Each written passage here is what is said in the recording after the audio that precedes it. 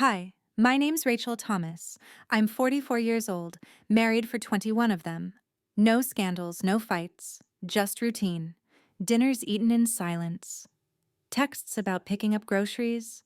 Nights where we fall asleep back to back and don't notice. Or maybe we do. Maybe we just stopped saying anything about it. That night didn't come out of nowhere. It was a slow unraveling. Years of looking across the table and seeing someone who no longer saw me. Years of putting everyone else first until I couldn't even remember what I wanted. My husband had gone to bed early, some muscle relaxer for his back. Acting like a sleeping pill, I was scrolling on my phone in the living room wrapped in a throw blanket, soft lamplight spilling across the carpet. It was quiet. The kind of quiet that usually feels safe. And then he walked in. Evan. My best friend's son. He'd grown up coming over for cookout sleepovers with my kids, cannonballs in the pool. He used to call me Miss Rachel in that high little boy voice. Now he was 30 home visiting his mom and asked if he could stop by to grab the charger he left last time he stayed over. I said sure, thinking nothing of it. He stepped in, gave me that easy smile he always had. Mind if I chill here a sec? He asked, holding up his phone. Battery's low and mom's Wi-Fi is garbage. I laughed. Of course. You know where the good outlet is. He plugged in by the couch, sat down beside me. Just like old times. Except not. He was broader now, more settled in his body. Calm in that quiet, watching way. He pulled out his phone, too, and we sat in companionable silence. The kind you get used to after years of marriage. Except this one buzzed. Hummed. Unspoken things sitting between us like warm static. His thigh brushed mine. At first I thought nothing of it. Then it happened again. Not a bump. Just contact. I glanced at him, but he was scrolling, his face lit faintly by his screen, like nothing had happened. But it had. I'd been noticing him for months now, the way he looked at me when he thought I wasn't paying attention. Not flirty, not disrespectful. Just present. Like I was still worth looking at. He shifted slightly, his phone resting against his leg, now attention wandering. His hand dropped between us, close, too close, but still just enough space to deny it meant anything. I should have moved mine. I should have stood, made tea, turned off the light. Something. Anything. Instead, I stayed still. And then his pinky finger grazed the outside of my hand. Barely a touch, but unmistakable. My heart kicked hard in my chest. He didn't move it away, and neither did I. I stared at my screen, pretending to read something. But every word was just a blur. Every sound in the house had vanished. All I could feel was heat, electricity, my pulse in my throat. Then came the moment. He turned his hand, palm up, fingers open. Quiet, waiting. I didn't take it, but I didn't leave. He leaned the tiniest bit closer, the kind of closeness you only notice when you've spent years being untouched. You okay? He whispered, voice barely more than breath. I nodded. One small nod, and that was all the permission he needed. His hand slid gently over my leg. Warm, steady, not pushing, not asking. Just claiming space that hadn't been claimed in years. And I let him.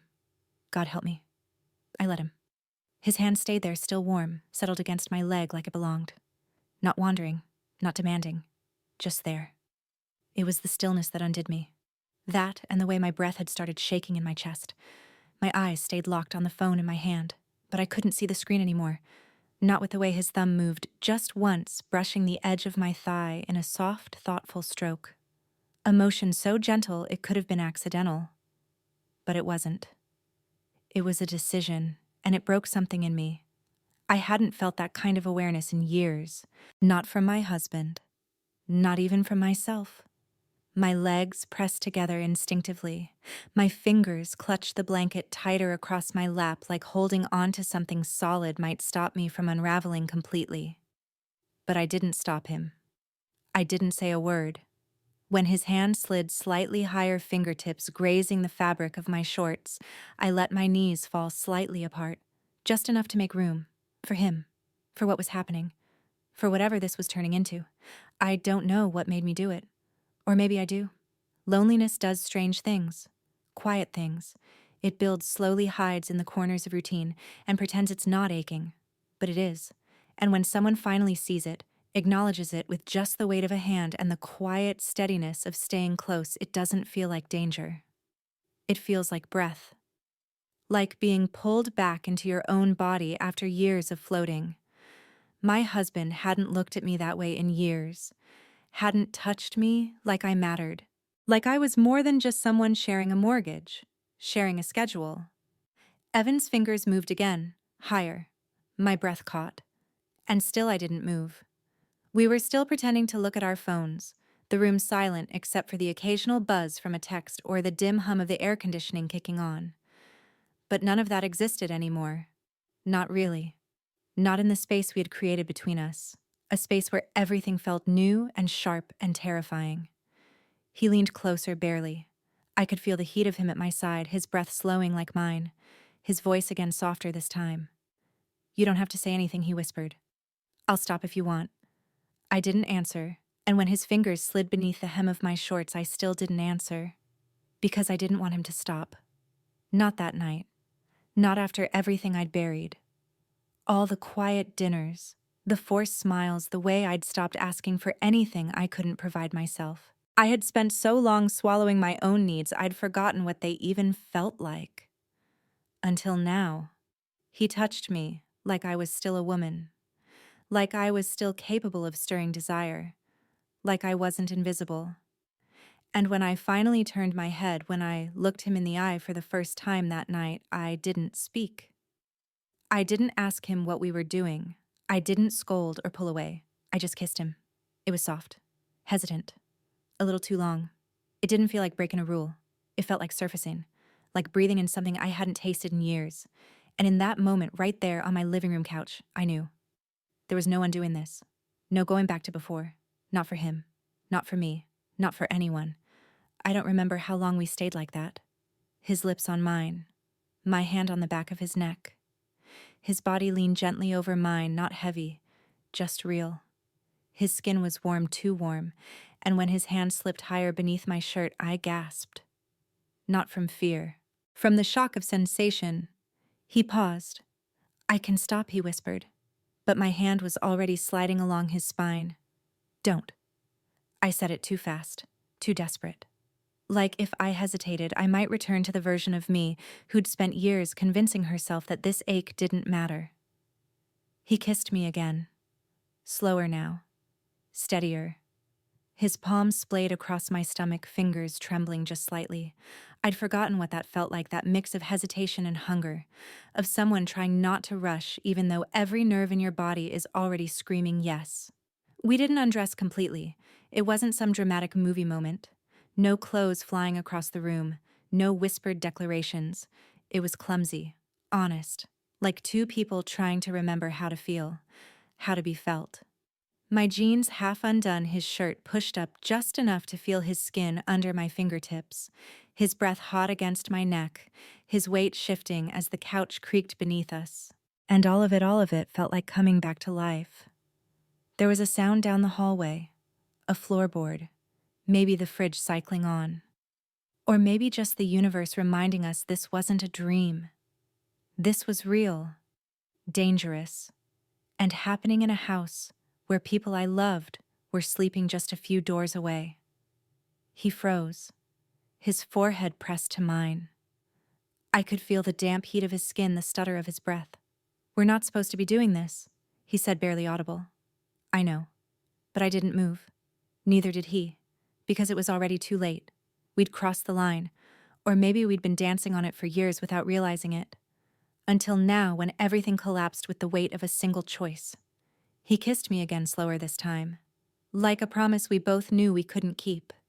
Later, after it was over, whatever it even was, we stayed tangled on the couch, half dressed and half ashamed, neither of us speaking. The screen of my phone had gone black. The lamp buzzed softly overhead. Somewhere outside, a car passed headlights slicing across the window for just a second. I glanced at him. His hair was tousled, his shirt untucked, his lips swollen from kissing, and I felt the weight of it all settle in my chest. "What happens now?" I asked. He didn't answer, Because we both knew. Nothing happens now. Nothing normal. Nothing clean. Nothing that goes back to the way it was before. Only memory. Only the kind of quiet that haunts you. The next morning, the couch looked exactly the same. Cushions still in place. Blankets still folded. No trace of what we'd done. Except me. I stood in the kitchen, fingers wrapped around a coffee mug I hadn't taken a sip from. I could feel him behind me before I heard him. Just the tension in the air shifting slightly. The way you do when someone you're trying not to think about enters a room. He walked past me toward the sink, poured a glass of water. We didn't speak. I didn't look at him, but I felt it, the echo of his hand on my thigh, his breath in my ear, his body leaning over mine like it had every right to be there. And the worst part, I didn't regret it.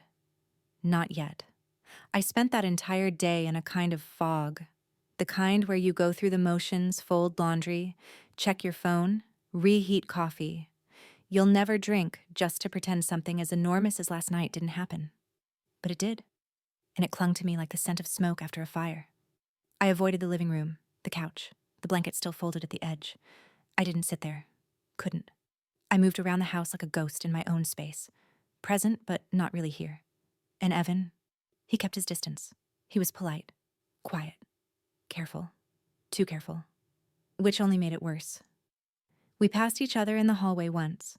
He was barefoot heading toward the guest room with his phone charger in one hand. I was carrying a basket of towels. We both paused just for a second and looked at each other. Nothing was said, but something passed between us, something tight and fragile and electric. And then just like that, he nodded once and kept walking. I stood there holding that basket long after he disappeared down the hallway. That night, I locked my bedroom door. Not because I thought he would come in, but because I was afraid I might let him. I lay in bed beside my husband, his arm thrown across his face, snoring softly, and stared at the ceiling for hours. I wasn't thinking about what had happened. I was thinking about the part of me that didn't want it to end, and that terrified me. 2 days later, we crossed paths again in the laundry room. I reached for the basket on top of the dryer, and so did he. Our fingers brushed. We both froze. I said his name, softly, just once. He looked up at me, really looked. Not with guilt, not with shame, with need. I can't stop thinking about it, he said. I didn't blink. Me neither. But then he stepped back. We shouldn't. I know. We stood there surrounded by towels, and the hum of the dryer, like the most ordinary place in the world, had suddenly become sacred. Like confession. I turned away before he could see the way my eyes welled up. I thought maybe I could pretend. Push it all down. Go back to normal. Can you? He asked from behind me. No. He didn't speak. The dryer beeped, and I reached for a towel just to have something to hold. Then, as he turned to leave, I whispered without looking up. We weren't reckless. We were too careful for too long. And now, it's too much. He paused in the doorway, but he didn't come back.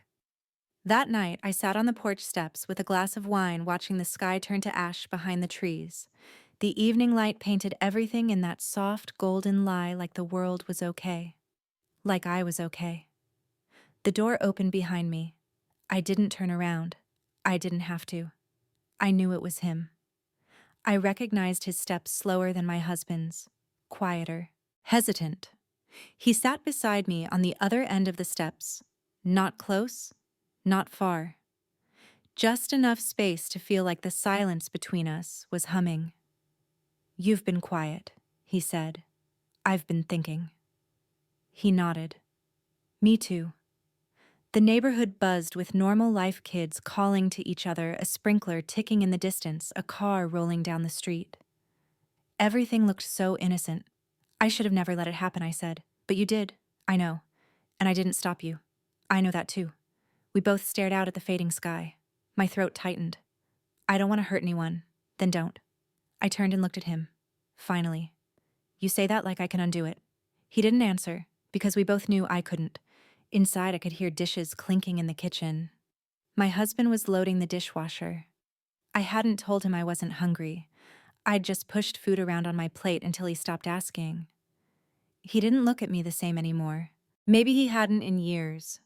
I used to think that was something I had to accept, that it was normal, that a marriage quieting itself into routine was just how it worked, until someone else looked at me like I mattered. Evan didn't say anything more. He stood slowly, like the weight of what we'd done was pressing into his spine. I watched him walk down the steps across the yard out into the dusk where the trees swallowed the light and turned him into a memory. I stayed there until my wine went warm. When I came back inside, my husband glanced at me from the sink. "You okay?" I nodded. But the silence I brought in with me said something else entirely. That night in bed, I couldn't sleep. Again. I lay still, the fan spinning overhead, my body tucked against a man who had once known every part of me, and now didn't even notice the distance. I used to be the woman he couldn't keep his hands off.